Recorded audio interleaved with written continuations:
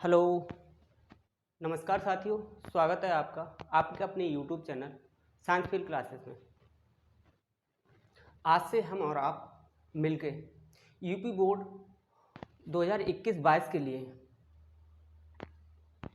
Mathematics की एक नई सीरीज़ लेके चलते हैं, जिसमें हम और आप मिलकर होगी। ये स्पेशल होगी हाई स्कूल वालों के लिए, क्लास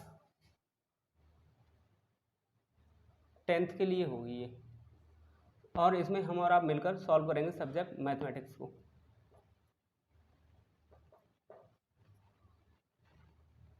मैथमेटिक्स को। इसमें हम एनसीईआरटी की बुक को सॉल्व करेंगे।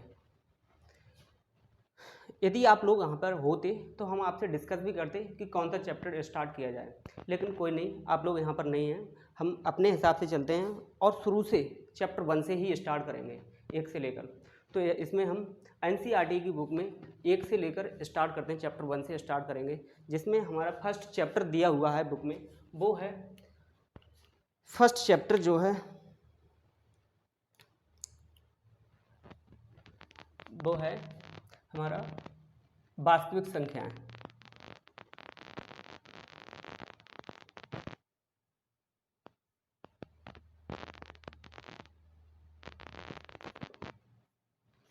इंग्लिश में बोले तो रियल नंबर।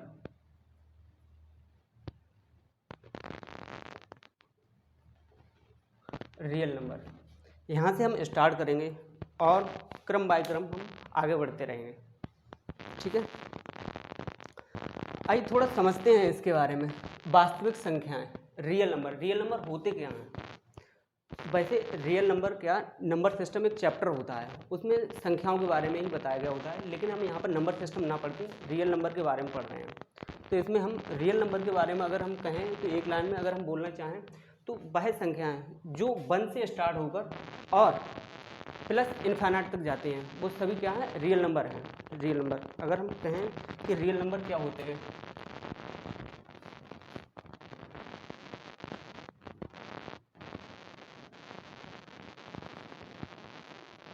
रियल नंबर की बात करें, वास्तविक संख्याएं, तो ये जो होती है वो 1 से स्टार्ट हो, 1 2 3 4 एंड सो ऑन, और ये प्लस इन्फाइनाइट तक जाएंगे, ये सभी क्या है? रियल नंबर है। आगे बढ़ते हैं। इसमें जो हमारी एक्सरसाइज हम स्टार्ट करते हैं, एक्सरसाइज है हमारी, चलते हैं यहाँ से, हम चलते हैं एक्सरसाइज 1.1 पर।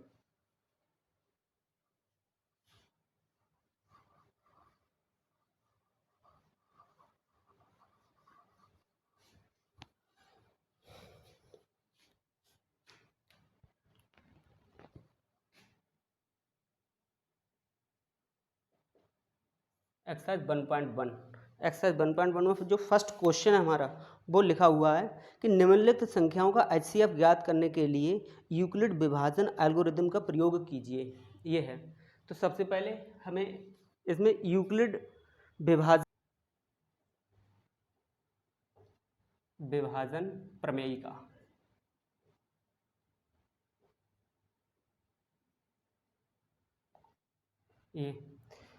ये क्या होती है? ये एक विशेष प्रकार की प्रमेय है जिसका प्रयोग संख्याओं का HCF बोलें तो महत्तम समापवर्तक, हिंदी में महत्तम समापवर्तक, इंग्लिश में बोलें तो हाईएस्ट कॉमन फैक्टर, ये निकालने के लिए प्रयोग किया जाता है। ये विशेष प्रकार की प्रमेय होती है।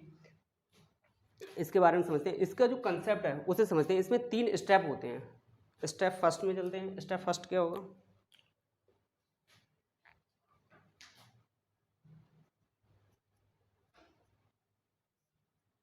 स्टेप फर्स्ट होगा कि अगर हमें कोई 2 नंबर दिए हुए हैं, कोई 2 संख्याएं दी हुई हैं, तो उनको लिए लिखते हैं। जैसे मान लिया कोई 2 संख्या, माना 2 संख्याएं C, D दी हुई हैं, तो इसकी एक फॉर्म बनाते हैं हम। जो संख्याएं दी हुई हैं इनसे मिला के हम एक फॉर्म बनाएंगे, जो फॉर्म होगी वो होगी C बराबर DQ प्लस R। जो संख्याएं दी हुई हैं इनके लिए हम इस फॉर्म में लिखेंगे, ठीक है। इसके बाद यहाँ पर r का जो मान होगा, ये जो r है, r का जो मान होगा वो ग्रेटर देन होगा यानी बड़ा होगा 0 से और लेस देन होगा d से। इसका जो r का मान है वो जो मान होगा वो 0 से तो बड़ा होगा, 0 से बड़ा होगा और d से छोटा होगा। ये जो निशान होता है ये लेस देन और ग्रेटर देन का होता है। जिधर जिसका मुंह बंद होता है उधर लेस देन होता है और जिधर खुला होता है उधर ग्रेटर देन होता है। ग्रेटर देन मतलब बड़ा, ठीक है। अब इस फर्स्ट स्टेप में बस इतना ही करना है। सेकंड स्टेप में चलते हैं।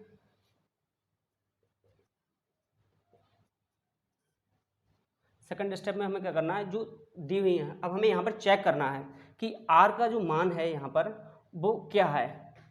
यदि यानी फर्स्ट कंडीशन जो इसकी बनेगी, if r is equal to 0, यदि r बराबर 0 है तो क्या होगा, देन d बराबर कोई ना कोई मान आएगा, d बराबर कोई वैल्यू आएगी और जो वैल्यू होगी d बराबर कोई वैल्यू होगी हमारी, d बराबर कोई वैल्यू होगी। जो वैल्यू होगी वही HCF होगा, वही क्या होगा, HCF होगा। फर्स्ट कंडीशन ये बनेगी यदि r बराबर 0 हो तो। यदि r बराबर 0 नहीं है तब क्या करेंगे, उसके लिए देखते हैं सेकंड कंडीशन। सेकंड कंडीशन होगी if r is not is equal to 0 है तो हमें क्या करना है, यदि r बराबर 0 नहीं है तो हमें r बराबर 0 करने के लिए फिर स्टेप थर्ड में चलेंगे। स्टेप थर्ड क्या करना है,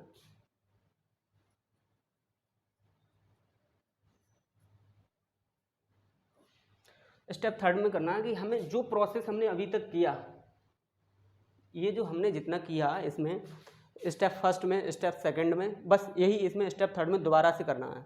इसमें दोबारा से करना है तो इसे हम दोबारा से लिखते हैं कि दिस प्रोसेस अगेन।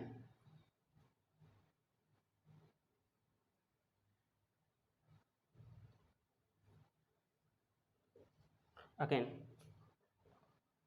और जब तक हमें r बराबर 0 नहीं मिल जाता तब तक हम ये प्रोसेस करते रहेंगे। जब हमें r 0 मिल जाएगा वहीं पर हम ख़त्म कर देंगे और जो फिर वैल्यू आएगी d की वही हमारा HCF होगा। समझ में नहीं आया कोई बात नहीं है, इसके जो क्वेश्चन हैं उन पे हम जब इसको यूज करेंगे बहुत अच्छे से और बारीकी से समझ में आने वाला है। इसके लिए आपको परेशान नहीं होना है, इसके लिए आप स्क्रीनशॉट ले सकते हैं। मैं एक साइड हो जाता हूँ।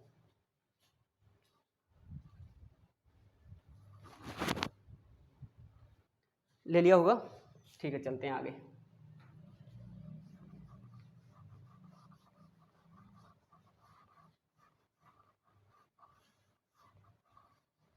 जैसे दो टर्म होते हैं, एक होता है HCF और एक होता है LCM, ठीक है। तो हम HCF के बारे में यहाँ पर पढ़ते हैं, ना कि LCM के बारे में। LCM के बारे में नहीं पढ़ेंगे। हमारे जो हमारा चैप्टर है वो यहाँ पर HCF के बारे में है, तो सीधा हम इस पर कंसंट्रेशन ना करके हम सीधे इस पर चलते हैं। HCF क्या होता है, HCF को अगर हम लिखें तो इसकी जो फुल फॉर्म होती है वो होती है highest common factor. Highest common factor Hindi में बोलें तो महत्तम समावर्तक।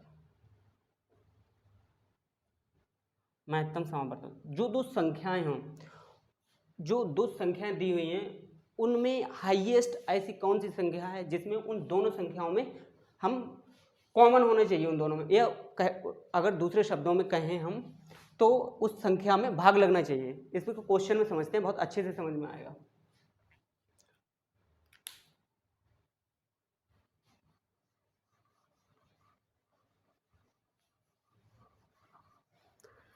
फर्स्ट क्वेश्चन है हमारा 135 और 225।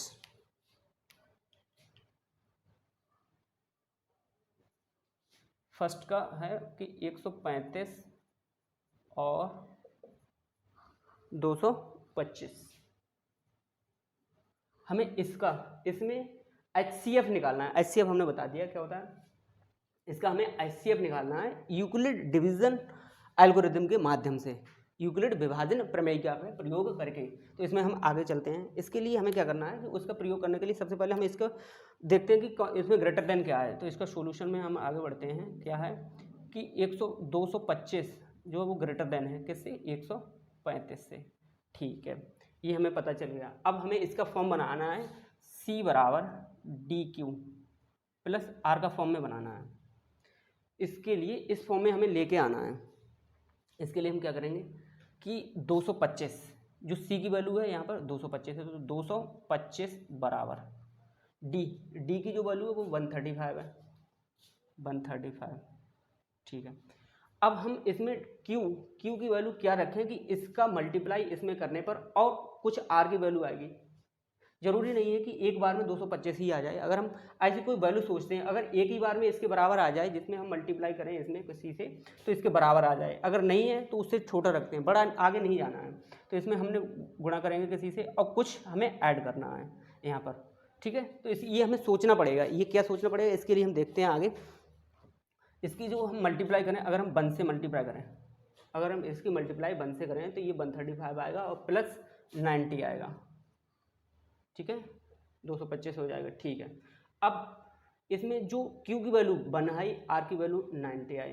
ठीक है, D की वैल्यू 135 दी हुई है, C की ये है। अब हमें R बराबर यहाँ पर क्या है, R is not is equal to 0 है।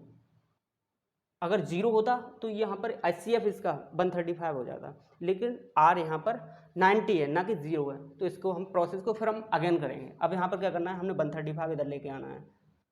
135 बराबर 90 इंटू हमें कुछ मल्टीप्लाई करना है और कुछ ऐड भी करना है।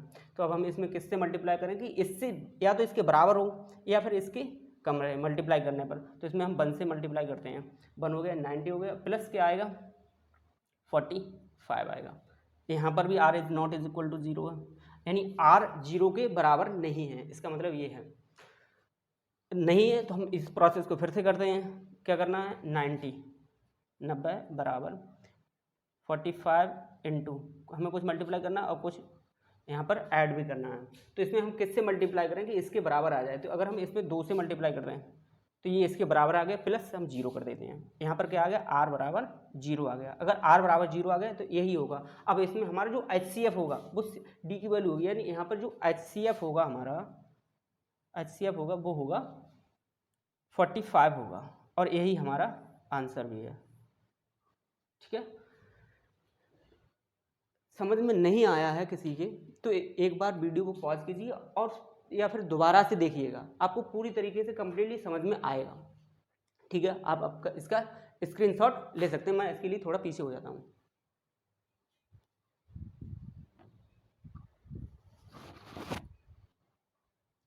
ले लिया होगा स्क्रीनशॉट।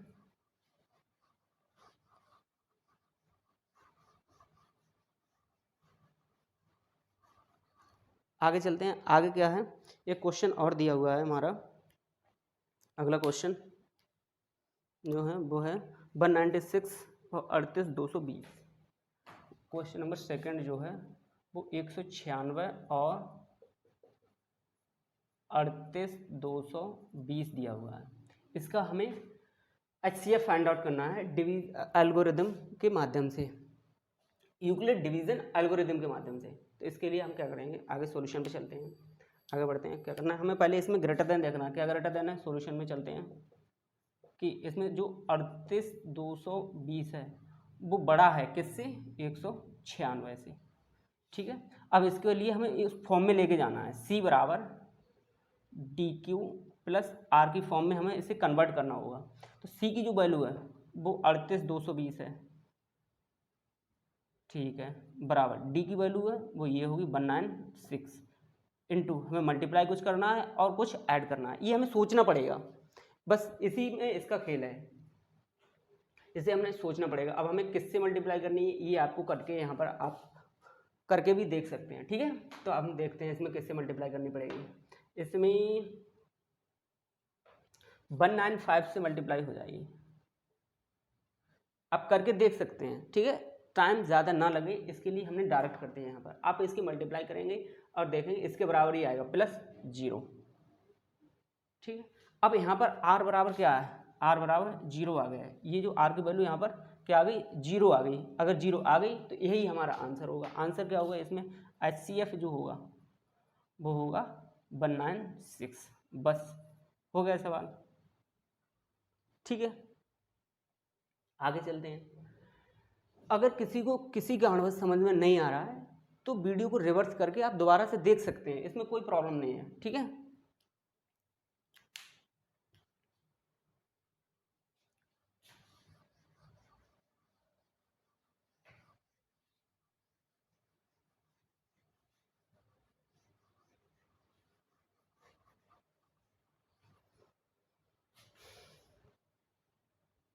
जो हमारा नेक्स्ट क्वेश्चन है, जो अगला क्वेश्चन दिया हुआ है वो है 867 और 255। जो थर्ड क्वेश्चन है 867 और 255, इसके लिए हमें सॉल्व करना है। सॉल्व करेंगे, क्या करना है, इसका जो सॉल्यूशन दिया हुआ है वो है हमारा, इसमें ग्रेटर देन क्या है, 867 ही ग्रेटर देन है किससे, 255 से, 255 से। अब हमें फिर इसके लिए क्या करना है, बस वही प्रोसेस है, कंसेप्ट वही है, कंसेप्ट समझिए जो हमने एल्गोरिथम पढ़ाई है बस उसे ही एक बार सही से समझ लेंगे, बस उसी का खेल है। तो इसमें हमें उसके C बराबर DQ प्लस R की फॉर्म में इसके लिए लिखना है। तो C की वैल्यू क्या है 867 बराबर D की वैल्यू 255 प्लस नहीं मल्टीप्लाई होनी है यहाँ पर, मल्टीप्लाई हम किससे करें कि इसके बराबर आ जाए, और प्लस हमें कुछ करना है जो कि दोनों मल्टीप्लाई और प्लस का योग, प्लस करने पर इसके बराबर आना चाहिए। तो देखते हैं हम किससे इक्वल टू 255 गुणा, हमें किससे मल्टीप्लाई करनी है ये देखनी है, यानी 3 बार मल्टीप्लाई हो जाएगी प्लस कुछ आएगा यानी 102 आएगा। इसके लिए कुछ नहीं, हमें आप करके देखना है, ये मल्टीप्लाई जो है करके देखनी है बस, और कुछ नहीं करना है। यहाँ पर R बराबर नहीं है किसके, 0 के। अगर 0 के बराबर नहीं है तो हमें फिर इसके 0 के बराबर करने के लिए हम इसके लिए इस प्रोसेस को दोबारा से करते हैं। इसमें अब C की वैल्यू क्या हो जाएगी, 255 हो जाएगी बराबर 102 इंटू किससे करें, 2 से मल्टीप्लाई हो जाएगी प्लस क्या आ जाएगा 204 हो जाएगा, और यहाँ पर बचेगा यानी 51 बचेगा। यहाँ पर भी R बराबर नहीं है 0 के, अगर नहीं है तो इस प्रोसेस को फिर करते हैं, यानी 102 बराबर 51 इंटू किससे हो जाएगा, 2 से मल्टीप्लाई हो जाएगी 102 प्लस 0। अगर 0 आ गया, यहाँ पर R बराबर क्या है 0 है, अगर R बराबर 0 है तो बस ये प्रोसेस यहीं पर ख़त्म हो जाएगा। और जो हमारा आंसर आएगा यहाँ पर जो HCF आएगा वो हमारा HCF होगा, इसमें 51 आएगा। ठीक है, यही हमारा आंसर होगा। आपको दिख रहा होगा। ठीक है, ये आज की हमारी इंट्रो क्लास थी, ज़्यादा बड़ी ना हो इसके लिए हम इस क्लास को यहीं पर रोकते हैं। ठीक है, और आगे हम फिर इससे आगे के क्वेश्चन करेंगे इसके लिए। ठीक है, वीडियो में देखते हैं। ठीक है, तब तक के लिए पढ़ाई करते रहें, मस्त रहें, व्यस्त रहें, और मिलते हैं तब तक के लिए अगली क्लास में। धन्यवाद।